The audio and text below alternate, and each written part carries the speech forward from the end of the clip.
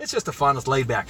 Okay, hey, we're back with milkshakes and meaning. And again, I'm laying off the milkshakes. And I'm here with Holly Frische, a candidate for mayor. For mayor, yes, for mayor. So when's the election coming up here? May 7th, right? May 12 7th. days? Is it 12 days? 12 Okay, days. okay. Well, it's good talk. We chatted a little bit. By the way, I'm drinking kombucha, and I got Holly a overachieving water. It says overachieving. What does it say on there? Overachieving H2O. Overachieving. Essential. I'm there. Yes, I didn't want to get you a cheap bottle of water, so I spent the extra money on you. I love it. I love it. Yeah. Okay. Anyhow, so let's get right into it.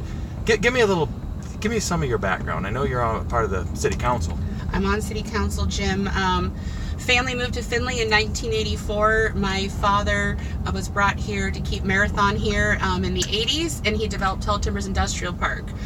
Really? Yeah. You mean when the steel company was? What was it? Yeah, all that when all the changes were taking place with Marathon. Okay. Yes, in the 80s, they didn't want him to leave. We needed to keep that base. Nice. So we've been fortunate to do that.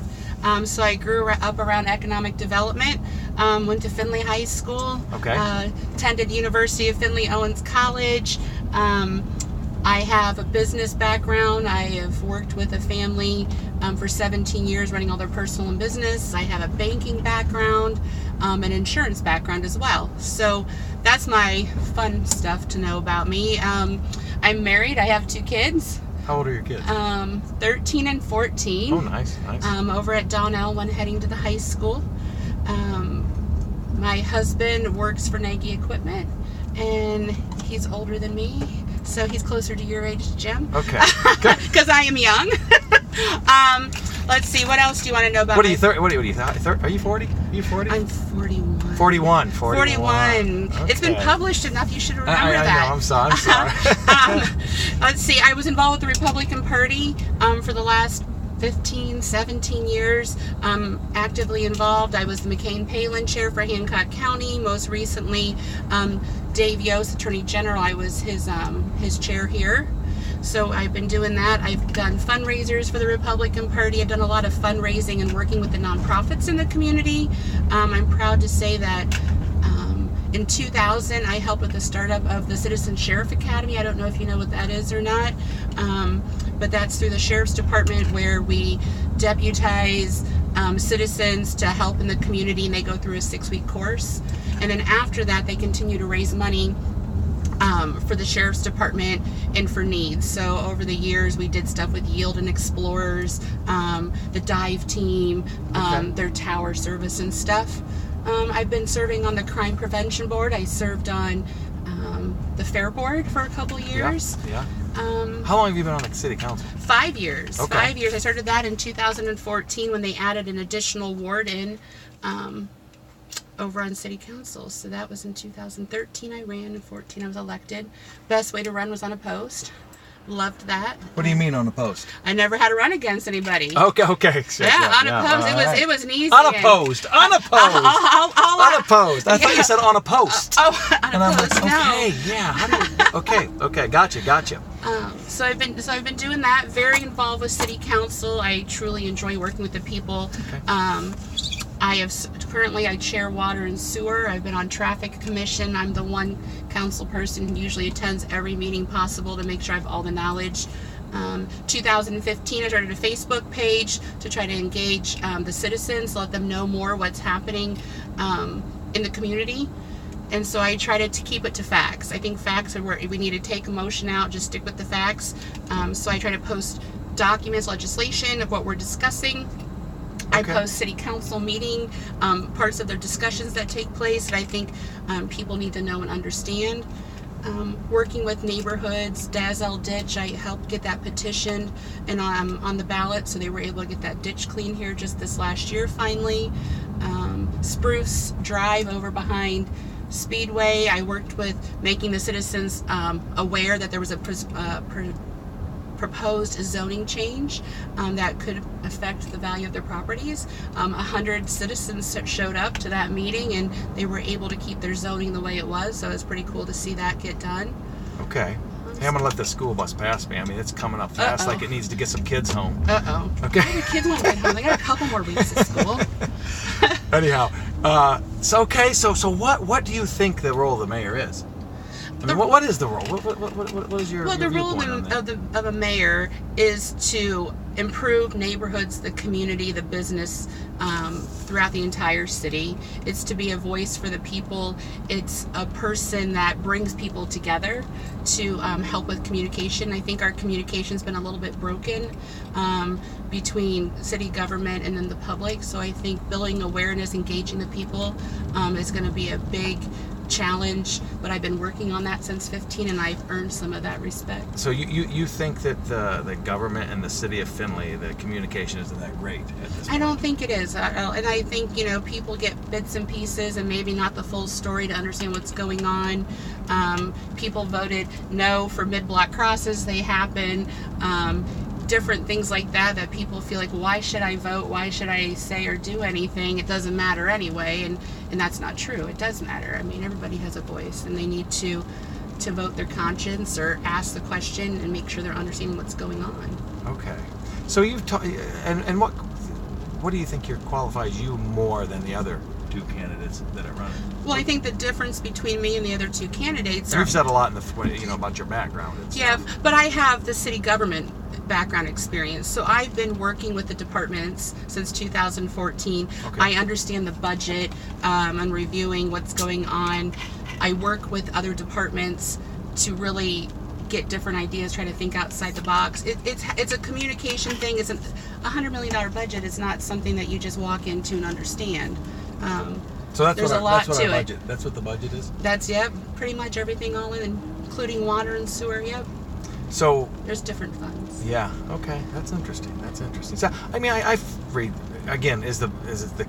And you don't have to answer this question. Is the Courier a good place to get information about the government and the city and I stuff? think it's a good place, but they're limited on how many words they can stick in an article before they lose your attention. Yeah. Okay. So yeah, they give the basis, and you just have to learn the rest. So that's where my Facebook page came into play.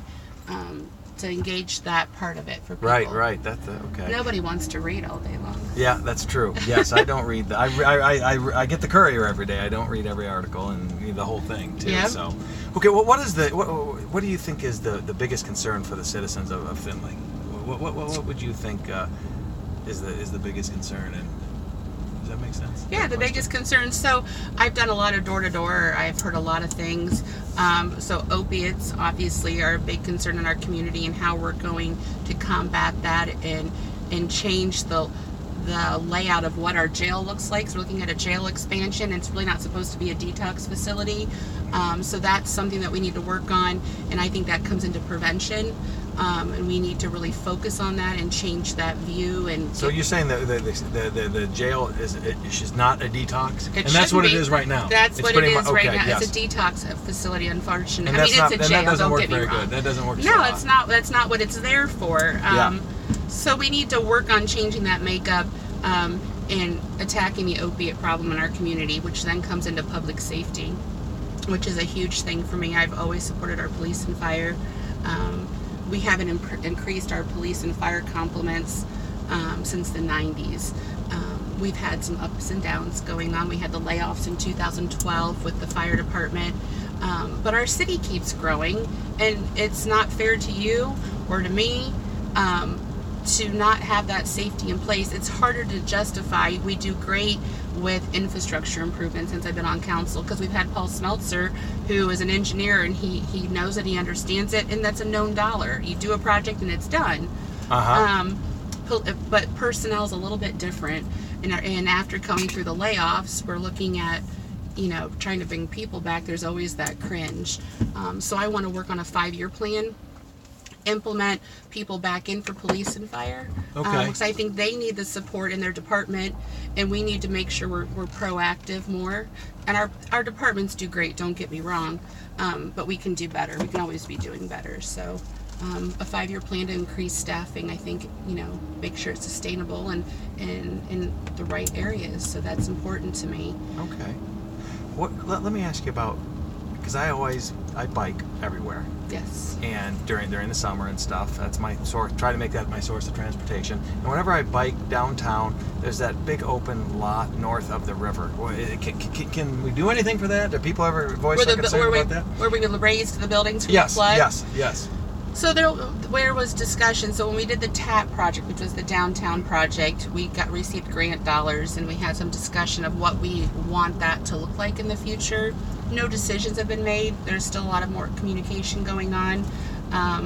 Some people say, hey, if we don't have a plan yet, why don't you put in raised gardens and make it a community garden while we make that decision if it's going to be a couple years, or is it going to be a parking lot? Is it going to be a gathering place for events?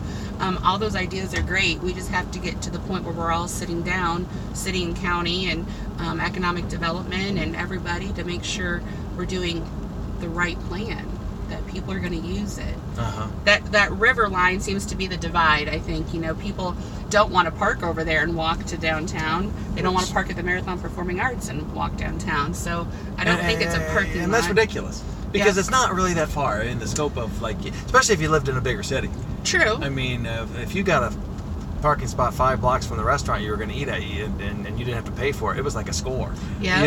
In Chicago. Yeah. Well, we're not Chicago, though, Jim. I know. And you also can think of the older people that are going down to get their eyes checked, or the chiropractor or whatever. They're not going to want to walk 3 or 4 blocks. Actually, Traffic Commission just met this last month, and we had 2 individuals come that are interested in putting a golf cart taxi service in to try to shuttle people around downtown and have them park someplace else. Okay. Interesting idea. I don't know what'll happen. Yeah. I thought of a rickshaw business. There you go. What do you think about that? Hey. Okay. We're open to any ideas, right? Yeah. Okay. Yeah. That sounds good. Well, I mean, and I'm going to ask you these questions, and you've answered some of them already, but what is your vision? Do you have a vision for Findlay? Well, we've been #1 micropolitan. I think that's great. Economic development, I want to keep moving that forward. Yeah. I really want to work on changing, diversifying what we're attracting to our community, so our current businesses aren't competing against each other. We're bringing in some higher paying jobs. So I would love to see that vision come together. Downtown parking is a big vision for me. That's been an elephant in the room forever. So I would love to have the businesses work together, the property owners, city and county, and find the right location. Mm-hmm. Do you have a vision for downtown parking, or not really? I have some ideas. Yeah. I would also love to see our downtown connect to the University of Findlay. Remember when that was supposed to happen years ago on Corey Street? Didn't somebody wanted to? No, that was a different project. That was a different project that didn't come to fruition. But if we can connect our downtown all the way up to the University of Findlay, that would be awesome. We can partner with the university and the students and get some great internships and some little hub type businesses, satellite positions. Yeah. For what we need to be attracting. I think that's a great idea. Okay. Hey, what about affordable housing for people that get paid $15 an hour? I mean, is that a problem in Findlay, Ohio? So here's my take on housing. We definitely need housing, right? We're doing low income. We're doing market value is what we're calling it, which is more like $1,400 a month. And then we have the subsidized housing. We do have some other housing in there, but it's very limited. My daughter had a teacher at Donnell. He's from Toledo, trying to move into Findlay. And he's like, tell your mom if she's running for mayor, we need to find housing. He says, I came down here, I don't qualify for low-income housing. I make just too much. Yeah. And he goes, and I sure the heck can't afford $1,400 a month. He's like, where am I going to live? And it's the middle people, the people right in the middle that we're not addressing enough, I think. Okay. So I think that's where we need to work harder. I think if we also work with economic development and change our scope of what we're attracting to the community, that's also going to help with our housing situation, because it's going to change our needs there too. Okay. What about the Argyle? What are your viewpoints on the Argyle development? Well, any development's exciting, right? Yeah. Is that going to happen? Is that talk, or? Well, you have to look. What's going on? So let's look at this. I think it's exciting, the downtown project, but I have to take my personal out of it, and you have to look as a city council person who's managing your tax dollars that are coming in. We have a property that we're looking at having to sell. Past protocol has always been, if we're going to sell city property, it has to go to auction. So it's a public auction. Whoever the highest bidder is gets it. The Port Authority is going to own the project, and they're considered a government agency. So they're saying that we can just sell to them directly and not put it to auction, which I think great. Now, what's a Port Authority? A Port Authority is a government entity that they help with financing, grants, doing projects throughout the state. Okay. But usually it helps with interest rates by them helping put the project together. They help find the financing, get a lower interest rate. So they want to run it through there, which, okay, great, but are we setting a precedence that anytime somebody wants to, we want to sell a piece of city property, we're going to take it through the Port Authority and not put it at open auction? Right. So I would rather it not be, but I see the benefits to allowing it to. But I also am not sure, we're not there yet discussion-wise. We need to be talking with all the downtown businesses down there, because parking is an issue. Yes. See what they feel about it. I don't think we're really gaining any parking. Plus, we have a parking authority, so we have the little person that walks around and hits the back of your tire for every 2 hours and wants to give you a ticket if you're there past. That fund is self-funded. We haven't had to subsidize it for a while, but we get approximately $13,000 a year in revenue off that parking lot. So is it worth selling? Isn't it? Is it a doable project? You got to take the personal out of it. You got to look at the facts, and that's kind of where we're at. We had great discussion, on Monday about it. Got a better understanding. I think it's great. 122 units, 150 parking spaces. I'm not sure that's enough, but they say it is. Really? Yeah, but we don't have a parking standard for our downtown. In the downtown, you can build a building with absolutely no parking. But if you go build an apartment on the east side or north side of town, we say you have to have 2 parking spaces per space. Right. So, but parking's limited. So. Yeah. Okay. We're gonna wrap it up here pretty soon. We're running over time a little bit, but I wanted to add. No, you're fine. No, we're still have a couple minutes, but I wanted to bring up. Is there anything in the future, or I know this probably isn't at the top of everybody's list, but like I go to other cities and they're just like biker friendly. I mean, I'm talking bicycle, bike paths for bikers and anything. Well, we're constantly working on our bike paths. Blanchard and Sandusky is kind of where we're looking at now and trying to connect the park out. River Bend. Yes, River Bend. Working on trying to get that done here.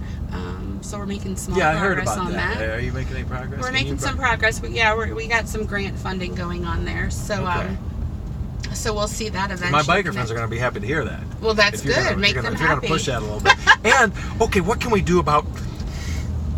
I can't even say it. Cigarette butts. Can't we just pass a law if you throw a cigarette butt out, that person doesn't get a ticket, but they get a milk jug and they have to fill that. Go fill them up for they have to fill a them mile. Up. They have 2 weeks to fill that milk jug up with cigarette butts. And not their own. They have to go walk the street. Yes, if they do their own, they get thrown in the jail. There you go. That we don't have room right now. I know. Yeah, I know. It just drives me crazy. Yeah. And it is It is against the law, I think. Is it against the law? Well, it's littering. Yeah. I think littering's against the law last I knew. Okay, yeah. Anyhow, Holly Frische. So, 2 weeks from... May 7th, yeah. May 7th. Less than 2 weeks. Less than 2 weeks. Less than 2 weeks. Well, it's been great talking to you, and good luck to you, Holly. Thanks. Please vote. Vote Frische. Vote Frische, everybody. Vote Frische. Okay. Thanks, Holly. Thanks, Jim.